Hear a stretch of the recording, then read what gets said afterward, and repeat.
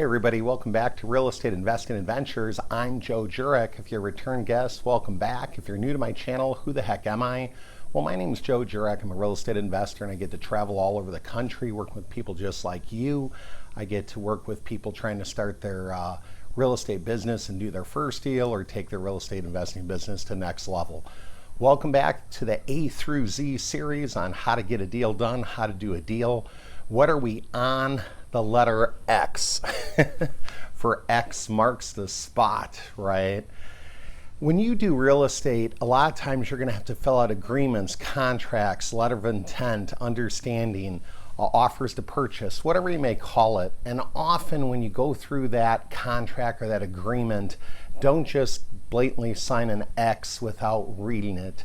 I often tell people, the details are what makes the difference sometimes between a great deal and just an okay deal. And sometimes you don't want to commit to something that you're totally not committed to or aware of. So if you rely on your realtor just to take care of that without really paying attention to what they're going through, it can end up burning you in the future, and you don't want that to happen. What I would tell you is a story one time early on when I was doing real estate. The realtor didn't go through the entire contract with me. They kind of filled it out and answered some questions on the phone. And back then they said, let me go ahead and fax it over to you. It's hard to believe people are faxing. Now you got .loop, DocuSign. They can send it to you electronically through email. But back in the day, we had fax machines. Makes me feel old. But in any event, she had sent me the fax over and I was going through the contract looking at all the check boxes. I wanted to make sure, what applied, what didn't apply, what she checked, what she didn't check. And one of the things she checked off was I wanted to have a survey done on the property, which is an excellent idea. You should always get a survey done to know your boundaries. But she put that it said the buyer or the seller would pay for the survey. And she just checked off the buyer. And I thought, well, the person selling the property, might be $300 or $400 to get survey. Why don't they pay for it? So I went ahead and checked the box that the seller would pay for it. And then I whited out, the part where she had checked. And I went through the contract, made a few other minor changes, told her I made the changes. She said, okay, well, we'll see. And then lo and behold, we ended up getting that property and the seller paid for the survey. Now, I made an extra $400 just like that by changing a box. So what I want to tell you is this: you never know what the seller or other party is going to agree to. It doesn't hurt to ask. It doesn't hurt to make the offer. And if they don't like it, they can counter back to you. But a lot of times when people are going through a contract and there's a box and it gets checked off, sometimes they may not go through the entire contract and they may not read the entire thing. And it's really on them or their agent or their attorney to fully explain it to them. So, as we do contracts or agreements, you want them to be fair. You want the parties to understand them, but sometimes the littlest things like just, X marks the spot can make a difference in how much money is going to end up going into your pocket and not. So as you look going forward, fully, read everything that you're going to sign your name to. It's kind of weird, but they say, I had read one time that if somebody can't sign their name, an X on the contract works, just like in the old-fashioned cartoons. Kind of interesting fact there. But, a lot of times as you're doing this, you're going to learn by doing. Are you going to make mistakes? You will. But then you're going to learn from them. Your realtor can explain them to you. Your attorney can explain them to you. And don't feel bad about making mistakes. You'll be, better prepared for the next time. The other thing I wanted to talk about in this video is kind of the X factor. As you went through all of these videos and hopefully been through them all, we're going to cover A through Z. If you haven't watched some of the prior videos, go ahead and do that. I'd recommend it because I think there's something in there for everybody. But sometimes it's the X factor, that makes the difference. What do I mean by the X factor? Sometimes looking at your websites every day, whether it be realtor.com or Craigslist, you're looking for deals. If you look at it every day and get in the habit of looking at it every day, you may see deals sooner than other people may see them. The other thing is a consistent effort. In the video B, we talked about bandit signs, And I often have people tell me, well, Joe, I don't know if the bandit signs really work. I put them out one weekend. I put about 8 of them, and I got a few calls, but I didn't do it after that. Really you want to look at doing it consistently. And what do I mean by that? Each and every weekend you want to put them out. And if you can only put out 20 signs, 30 signs, that's fine. But I think you should try a little more than 8, and I think you should try a little more than one weekend. So what's the X factor with you and your competition? You're gonna do the things that they're not gonna do. Another thing for the X factor, I'll tell you, is when people call you, answer the phone. So often than not, people are screening phone calls. I'll call realtors, I'll call other wholesalers, I'll call people.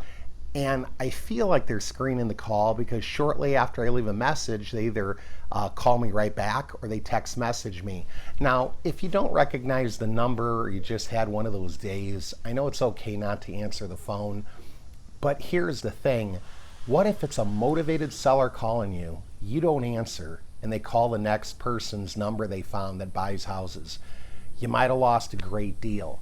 So here's the thing, don't put off till tomorrow what you can end up doing today or right now. You get a lot more accomplished. The other thing that I look at too, sometimes people will say, well, I had a hard day. I don't really want to do anything today with the real estate.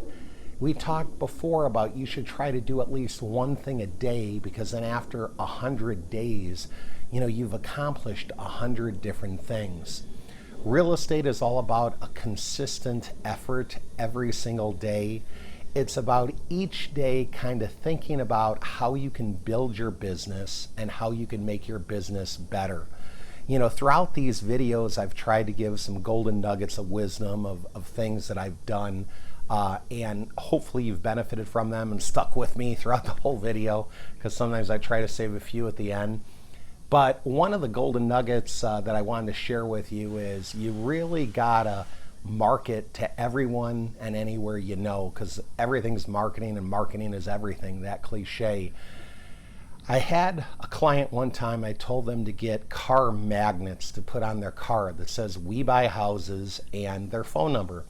Now here's the thing, in the hot Florida sun or Arizona where it's really, really hot, you got to be careful how long you leave the magnets on your car, because you don't want them to melt on the car, or you don't want them to discolor.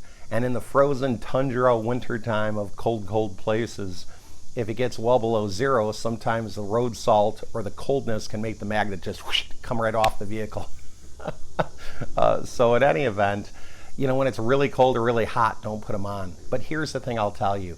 Can you put on your vehicle "We Buy Houses," and then when you go to a local mall or you go to a local grocery store and park kind of way out there where they come in and out? Don't park like up front and where the car is going to be hidden. But your car can technically be a billboard in motion. Now, I wrote an article on this on my website, reia.fun or realestateinvestingadventures.com.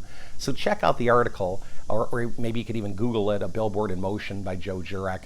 And it talks about the importance of having magnets on your vehicle and advertising, because every time you're driving around, I'm telling you, your car can be a billboard.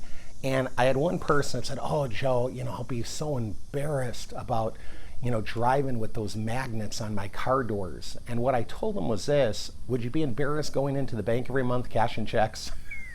So the thing comes down to, how bad do you want it? Are you willing to do things that other people aren't willing to do? Because then you might get deals that other people only wish they could get, right? So the key thing is, I'm not telling you go out there and spend $5,000 and have the whole car wrapped. That would be a good idea. We see cars wrapped all the time. As you evolve, that might be a great idea. But in the beginning, you got to start slow. Put the magnets on your car door, okay? If you go to a family function or if you're going somewhere fancy, you don't want the magnets on the vehicle, then take them off, put them in the trunk. But especially if you have a truck or an SUV, you got a back tailgate area, I'm telling you, people notice everything. But with that also being said, don't try to say everything on that, car magnet about what you do, because people will lose the message. I think something as simple as "We Buy Houses." And if you want any area, all cash, whatever you want to say, and the phone number. They got to know the message. They have to understand and be able to read the phone number, and don't make it too small. And sometimes people will choose a nice font because, oh, the font looks so beautiful. I just love the cursive font. I wouldn't do that. I see signs sometimes, I'm kind of looking at it thinking, what is it really saying? So my opinion, I would just do a nice, clear, bold font, bold phone number, and then let your phone do the rest and ring and get all those phone calls. So in this video, we talked about X marks the spot. We talked about different X factors.